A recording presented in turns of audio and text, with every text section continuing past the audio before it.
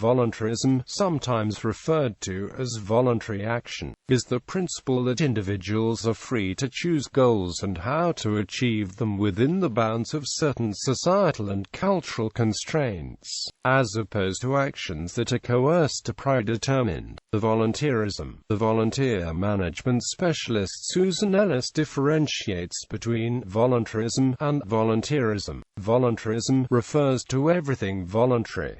In the United States, this includes religion. It certainly encompasses the entire voluntary sector, but voluntary in the voluntarism context means not mandated by law. Many voluntary sector agencies have a volunteer board because that is a legal requirement, but may not utilize volunteers in direct service in any way. There are subjects within voluntarism that have nothing to do with volunteers, such as unrelated business income tax legislation, proposal writing, and compensation law. Varieties: voluntary provision of services to religious, civil, medical, educational, environmental and other private or governmental organizations doubtless has a long history. Such volunteer efforts keep expenses down for non-profit and philanthropic organizations, empower individuals and groups to help others, and make volunteers feel needed.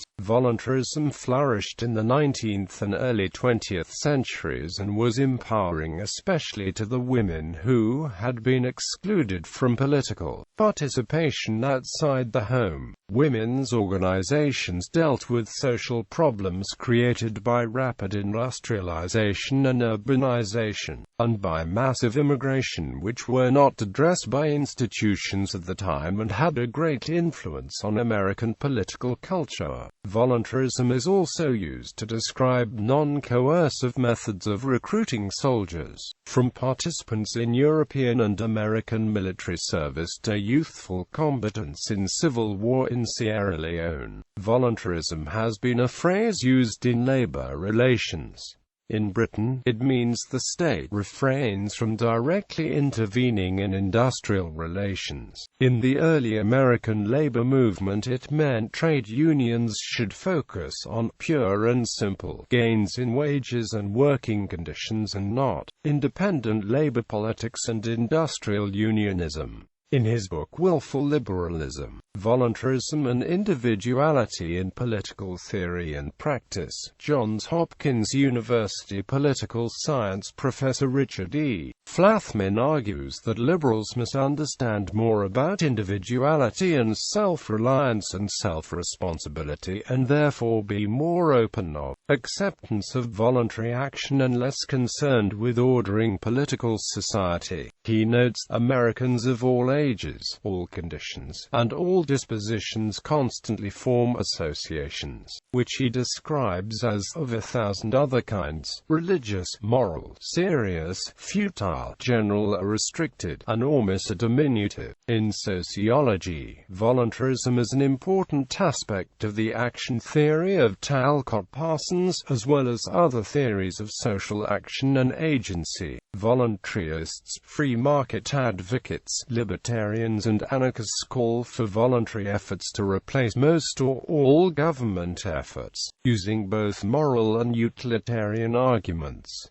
Examples from American history: voluntary provision of services to the religious, civil, medical, educational, environmental and other private or governmental organizations doubtless has a long history. William Penn, who established the Quakers in the late 17th century, preached taking responsibility for others and improving the world. Cotton Mather, who lived during the colonial period, encouraged the formation of associations and causes. Benjamin Franklin organized a voluntary militia in Quaker-controlled Pennsylvania, whose pacifist legislature refused to support the American Revolutionary War. Alexis de Tocqueville noted the unusually large number of voluntary associations in America. The Underground Railroad was a network of volunteers who helped slaves escape from their captors in the South. Dorothea Dix, a nurse, recruited and trained other women as nurses during the Civil War. Clara Barton also served as a Civil War nurse and went on to establish the American Red Cross in 1881 for relief of natural disasters, such as earthquakes.